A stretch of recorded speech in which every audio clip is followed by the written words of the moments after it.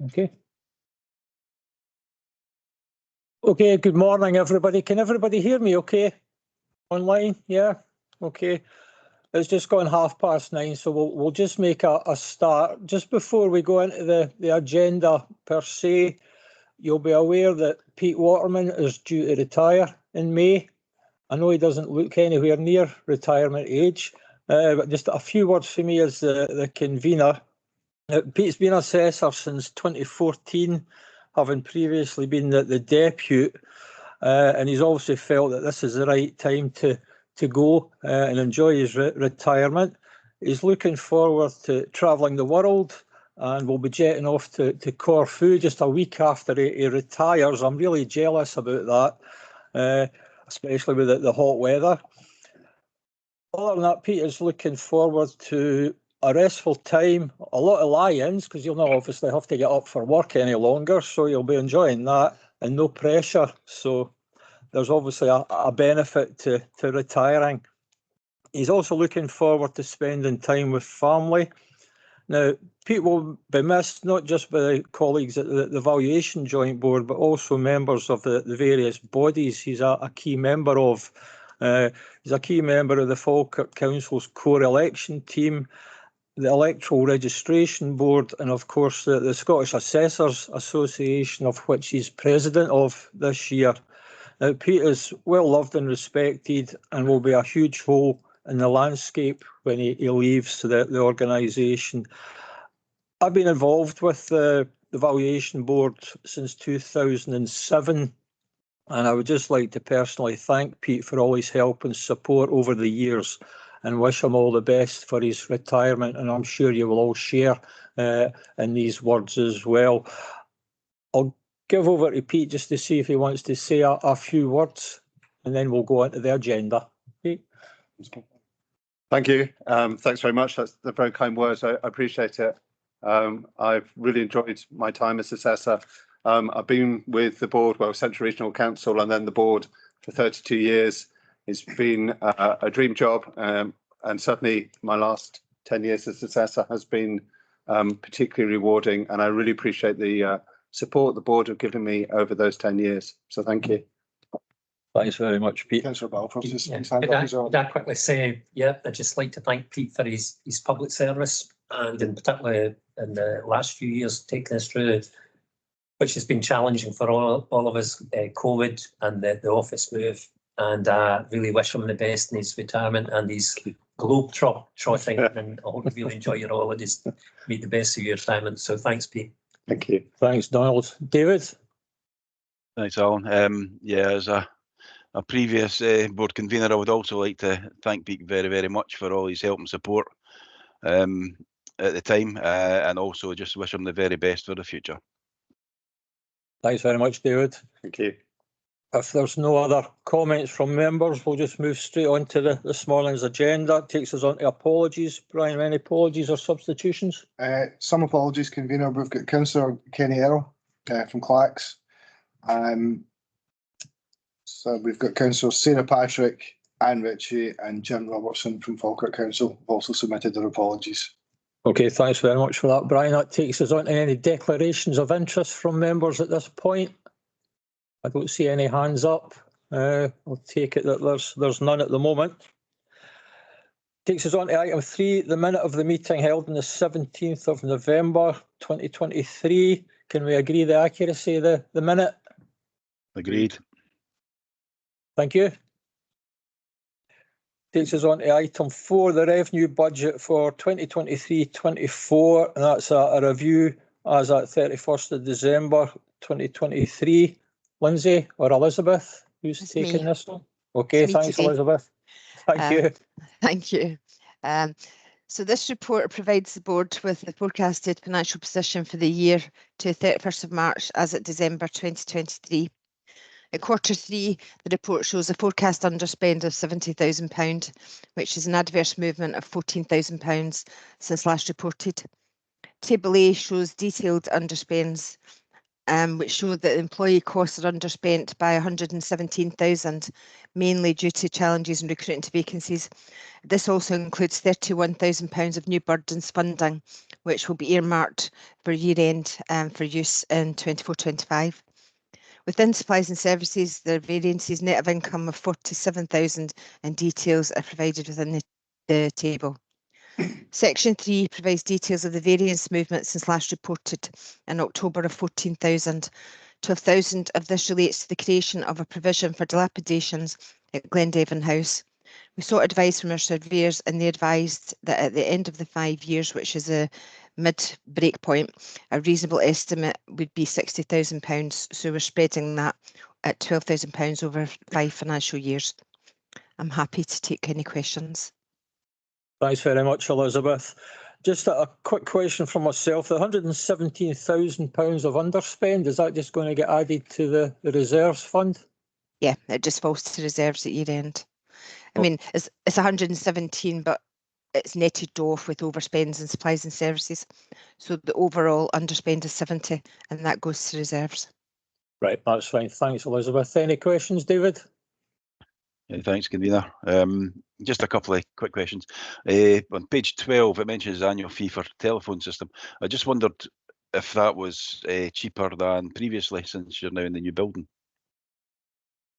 Pete, are you able to answer? Sorry.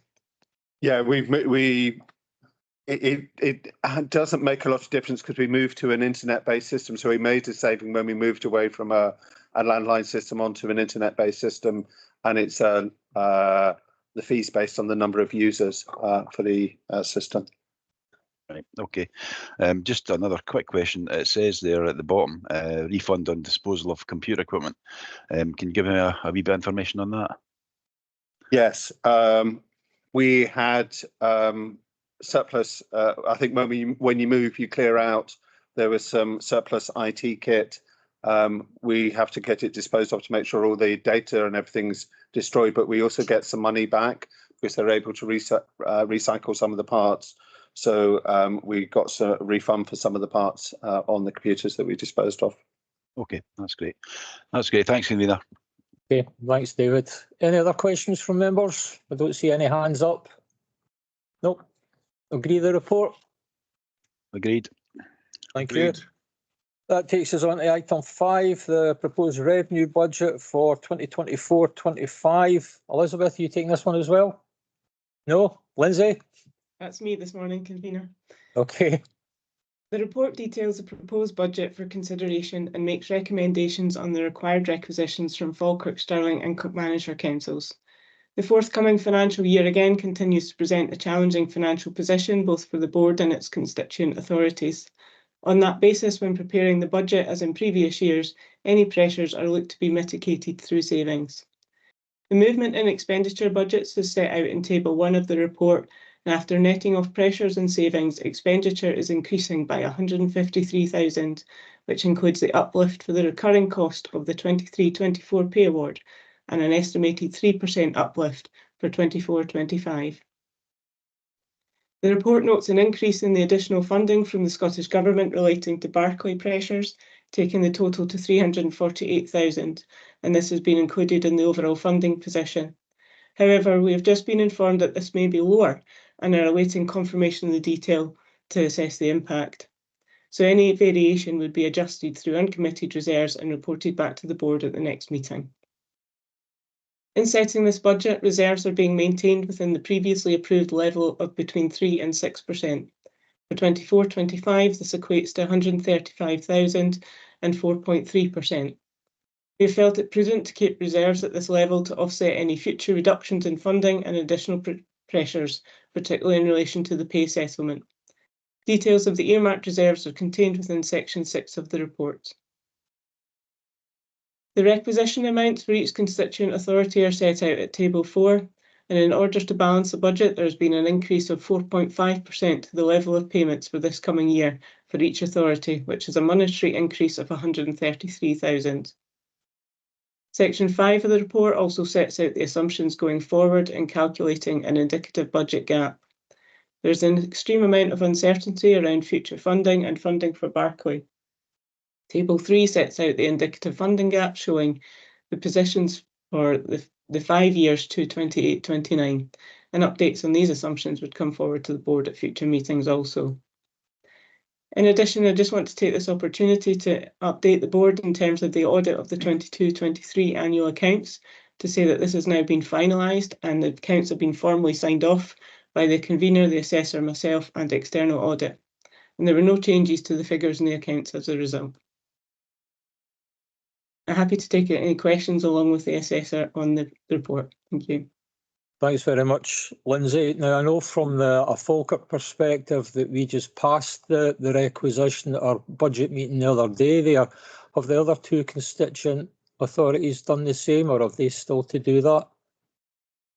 Park Manager held their budget yesterday, so that was approved as part of the budget. I believe Stirling held their budget meeting yesterday. I've not had confirmation, but I've also not had any notification that that wasn't approved. Right, that's fine. That's reassuring. Thanks for that. Any questions from members? Again, I don't see any hands up. Agree the report? Agreed. Agreed. Okay, thank you. That takes us on to item 6, the electoral registration update. Yourself? Yes, excuse me. It's my report every other meeting to the Valuation Joint Board on electoral registration matters. A few things to highlight this time. The annual canvass was completed for 2023, concluded as at the December, with the new register being published. All went smoothly. There's a slight change in electorate, 225,705 electors on the parliamentary register and 238,063 on the local government register. I think the main thing I would draw members' attention to is the voter authority certificates. We've referred to it at previous meetings. Voter ID will be required for the UK parliamentary election that is due between now and the 25th of January 2025. I've set out at 3.2 a list of all the documents that can be required, that can be used as voter ID. I've also given some links at 3.3 and 3 for information on voter ID, and 3.4 contains a link if people need to apply for a voter authority certificate. People only need a voter authority certificate if they don't have one of the listed ID. Most people should have one of those ID, but if they don't, they need to apply for a voter authority certificate, and I would encourage people to apply early. At the present time, most people will apply online, but people can apply in person at our offices here in Stirling. The certificates are printed by a third-party supplier and are sent direct to the electors, though they could opt to collect from this office. But in effect, all that means is instead of the certificate being posted to home address, it's posted here and the person comes and collects it. But that service is available.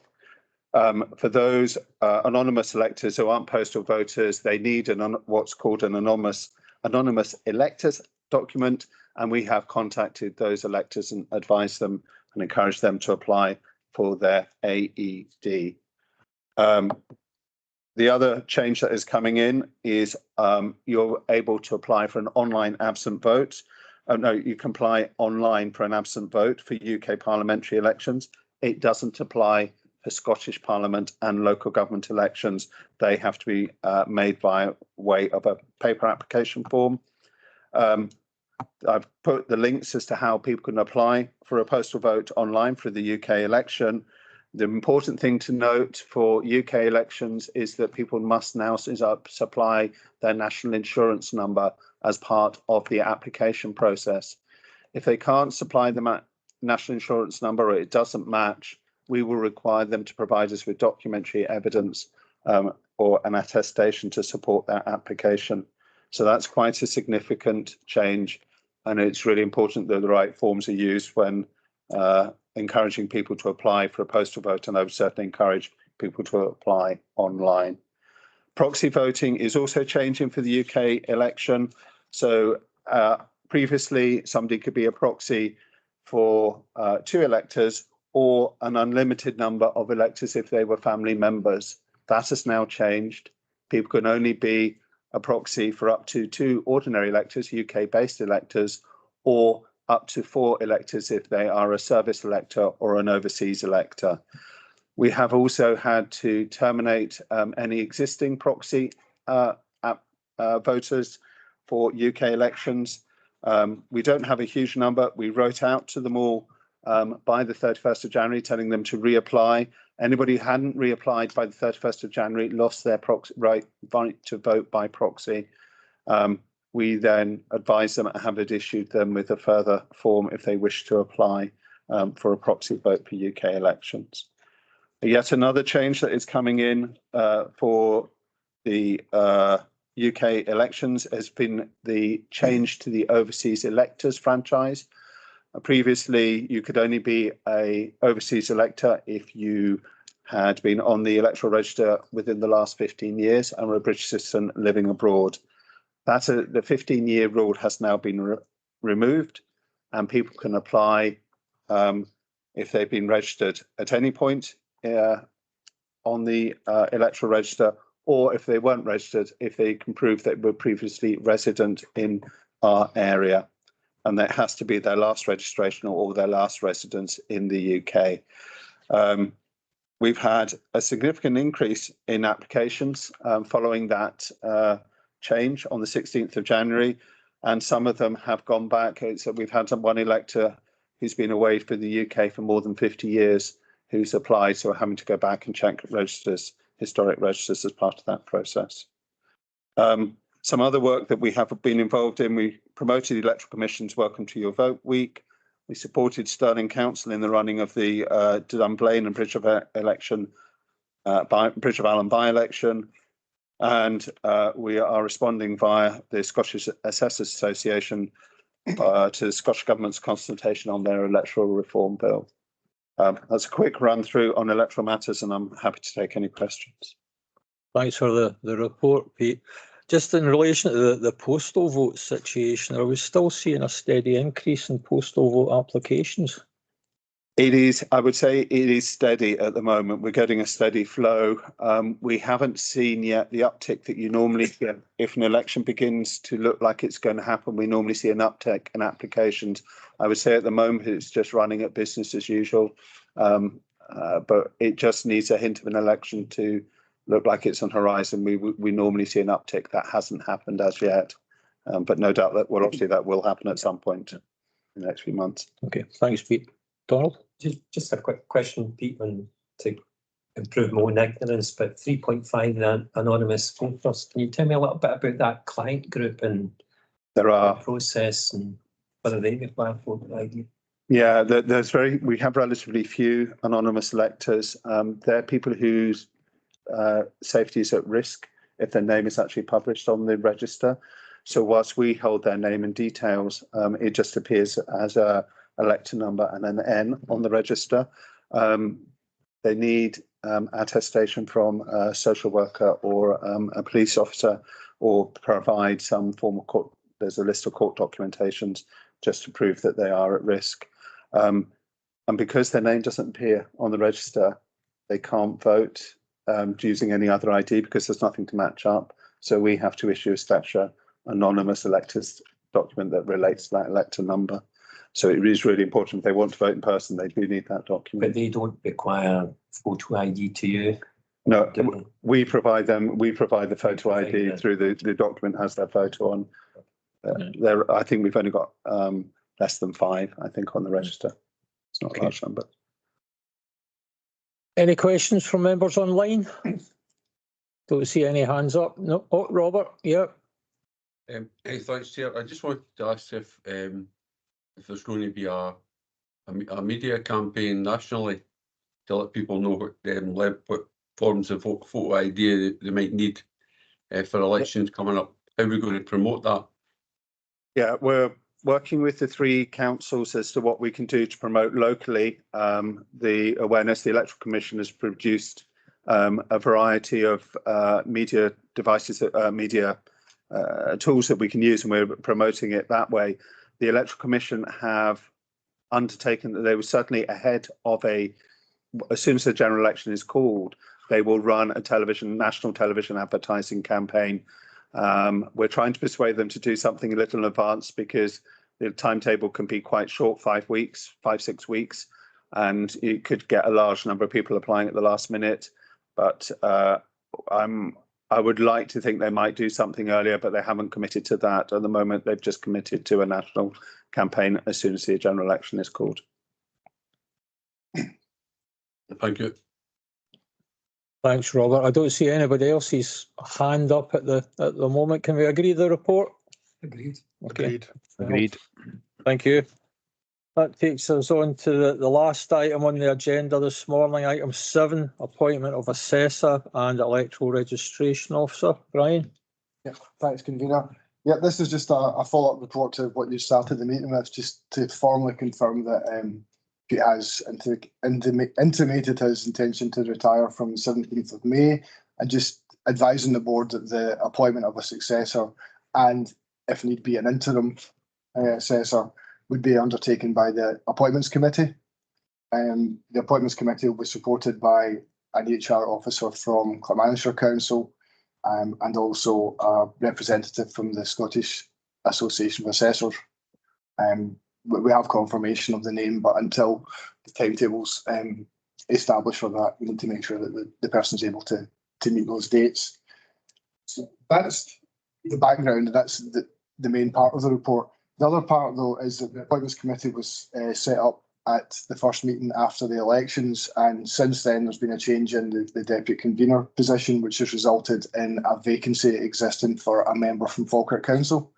The committee is 5 members, with 3 from Falkirk Council and 1 from each from Clackmannanshire and Stirling, and that's set out in standing orders.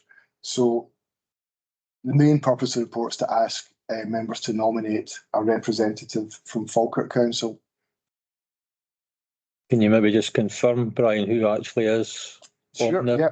So the membership just now, in standing orders, apart from saying there's 5 members and where they're from, also says that the convener and deputy convener are automatically on it.